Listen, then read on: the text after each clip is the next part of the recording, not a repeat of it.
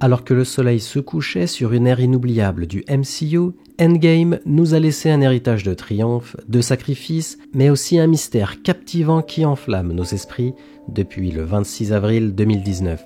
Au cœur de ce mystère, une question qui brûle les lèvres de tous les fans: comment le vieux Steve Rogers a-t-il franchi les frontières du temps pour remettre son bouclier à Sam Wilson? Ce moment, à la fois doux et énigmatique, est imprimé dans nos mémoires, lançant une vague d'interprétations fascinantes, et vous me connaissez, de théories passionnées.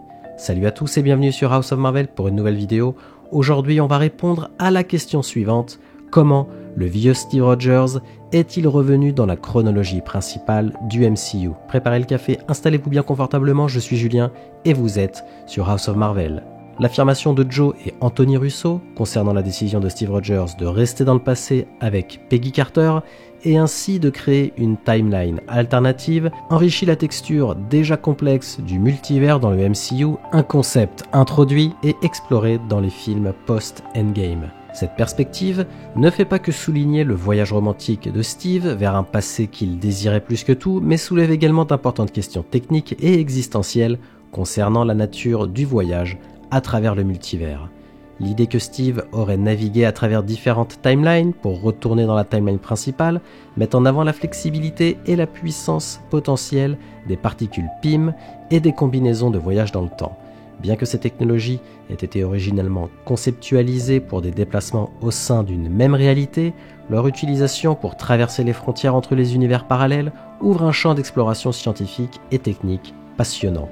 Cela implique donc que Steve, avec ou sans l'aide de ses alliés, a dû adapter ou repousser les limites de la science connue dans le MCU pour accomplir son retour dans la timeline originale. Car on le sait maintenant, Steve n'est pas simplement revenu dans le passé. Il a, en voyageant dans le passé, créé une branche parallèle. Donc, il n'a pas continué sa vie comme si de rien n'était jusqu'au moment d'Endgame. Il a changé de réalité pour revenir dans la timeline originale du MCU.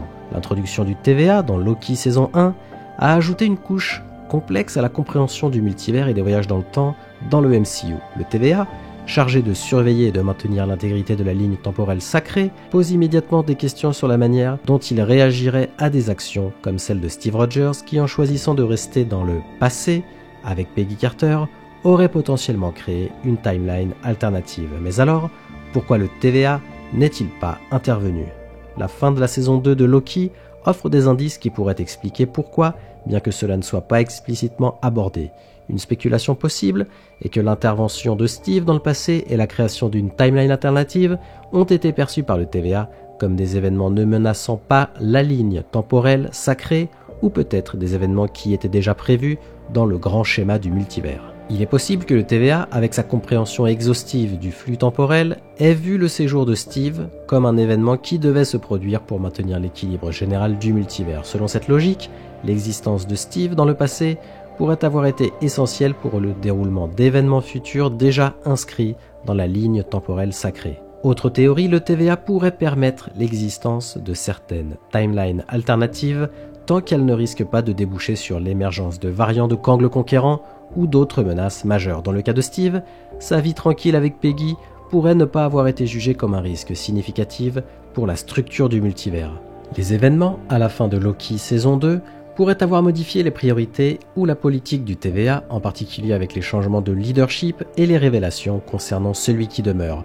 Le TVA pourrait avoir adopté une approche plus nuancée des interventions, choisissant de concentrer ses efforts sur des menaces plus claires pour le multivers plutôt que pour chaque déviation mineure. D'un autre côté, l'explication proposée par Christopher Marcus et Stephen McFeely, les scénaristes d'Endgame, concernant le retour de Steve Rogers dans la timeline principale sans créer de réalité alternative, apporte une dimension fascinante à la compréhension du voyage dans le temps dans le MCU. Cependant, cette théorie n'est pas sans soulever certaines incohérences qui méritent d'être examinées de plus près. La principale incohérence réside dans la manière dont Steve, âgé, est apparu sur le banc près du lac sans avoir utilisé la plateforme de voyage dans le temps spécialement conçue à cet effet. Si nous acceptons que Steve est resté dans la timeline principale, cela implique qu'il a vieilli de manière linéaire depuis les années 1940 jusqu'au moment présent du MCU. Cependant, cela soulève une question cruciale. Comment Steve a-t-il pu se positionner à cet endroit précis, au bon moment, sans éveiller les soupçons, ni être détecté par ses amis et alliés qui attendaient son retour via la plateforme. La question importante qui découle de cette incohérence est la suivante. La présence de Steve Rogers vieillissant de manière linéaire dans la timeline principale a-t-elle eu des impacts invisibles sur les événements du MCU tels que nous les connaissons? Si Steve était toujours en coulisses, comment a-t-il pu éviter d'interférer avec les événements historiques ou même avec les actions de ses versions plus jeunes? Et on a un très bon exemple dans le film Civil War. Imaginons un instant que le vieux Steve Rogers, après avoir choisi de vivre sa vie aux côtés de Peggy Carter et d'avoir navigué à travers le tissu complexe du temps pour revenir dans la timeline principale, ait décidé d'assister discrètement aux funérailles de sa femme Peggy dans Civil War. Ce geste, empreint d'une profondeur émotionnelle énorme, soulève des questions fascinantes sur le continuum espace-temps. Si le vieux Steve était présent, cela signifierait qu'il a observé, peut-être même influencé, des événements clés depuis l'ombre, toujours veillant à ne pas perturber le cours de l'histoire qu'il connaissait. Cette perspective ouvre une dimension nouvelle à la notion de sacrifice et de dévouement, soulignant l'amour éternel de Steve pour Peggy et sa volonté de la soutenir même au-delà de sa propre vie. Un tel acte renforcerait le caractère intemporel de leur histoire d'amour, tout en ajoutant une couche de complexité à la compréhension du temps et à la destinée dans le MCU, où chaque choix a des répercussions qui dépassent l'entendement. Au-delà des funérailles de Peggy, un élément de réponse pourrait résider dans la nature même de Steve Rogers et dans une interprétation méticuleuse du devoir par le personnage. Steve, connaissant les risques et les conséquences potentielles de son interaction avec le passé, pourrait avoir choisi de vivre une vie de discrétion absolue, évitant toute action qui pourrait altérer le cours des événements futurs. Cela implique une discipline et un sacrifice énorme, reflétant la maturité et la sagesse acquises par Steve au fil des ans. Cette théorie suggère que Steve a pu naviguer à travers les décennies avec une conscience aiguë des enjeux temporels, s'assurant que son bonheur retrouvé avec Peggy n'entravait pas le flux naturel de l'histoire. Le retour mystérieux du vieux Steve Rogers dans la timeline principale du MCU, après avoir apparemment vécu une vie complète dans une réalité alternative avec Peggy Carter, soulève des interrogations cruciales sur les mécanismes du voyage dans le temps, en particulier l'utilisation des particules PIM et de la combinaison de voyage dans le temps. Première question, comment Steve a-t-il pu revenir? Si Steve a vécu dans une timeline alternative, comment a-t-il réussi à revenir dans la timeline principale sans l'usage explicite de la plateforme de voyage dans le temps? La technologie de voyage, telle qu'introduite dans Endgame, nécessite l'usage d'une plateforme spécifique pour le départ et l'arrivée. Ce détail technique suggère que pour revenir, Steve aurait dû avoir accès à une sorte de technologie similaire dans la timeline alternative. Une réponse potentielle peut résider dans l'ingéniosité de Steve et dans les ressources potentiellement disponibles dans cette timeline alternative.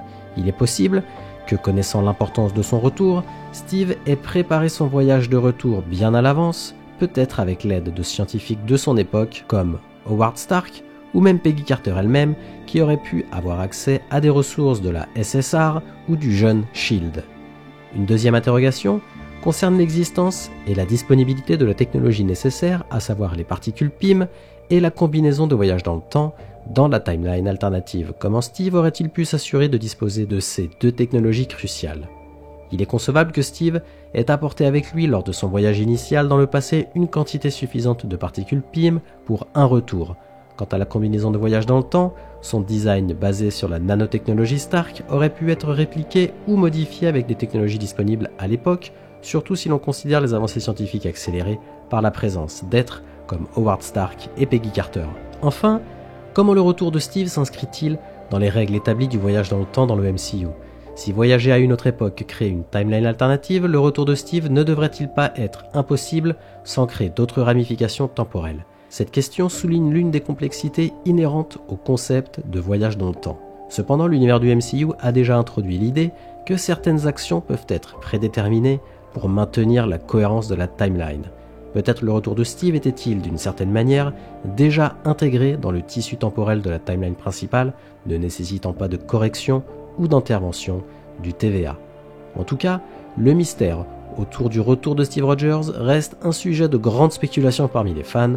Beaucoup espèrent que des productions futures du MCU telles que les suites d'Avengers ou des séries dérivées offriront une explication claire et satisfaisante. Ce mystère non seulement teste les limites narratives du voyage dans le temps dans le MCU, mais souligne également l'attachement profond de nous les fans à ces personnages et à leurs histoires. Au final, le retour du vieux Captain America dans la timeline principale du MCU est un puzzle narratif qui nous invite à la réflexion sur les mécanismes du voyage dans le temps, les réalités alternatives et les implications éthiques et logistiques de telles décisions. C'est un témoignage de la complexité et de la richesse de l'univers Marvel, qui continue de captiver et de provoquer des débats passionnés parmi nous, les fans. La résolution de ce mystère pourrait non seulement apporter des réponses, mais aussi ouvrir de nouvelles routes narratives pour explorer le vaste multivers du MCU.